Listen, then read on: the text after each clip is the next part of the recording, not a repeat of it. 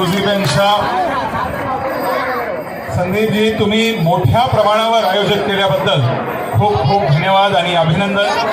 त्याचबरोबर मी येथे उपस्थित असलेल्या सर्व स्थानिक रहिवाशांना, गोविंदा पंथकांना जन्माष्टमीच्या हार्दिक शुभेच्छा देतो. मी देवाला प्रार्थना करतो की आपणास नेहमी देवाचा आशीर्वाद असून आपणास नेहमी सुख संपत्ती व आनंद लाभावा.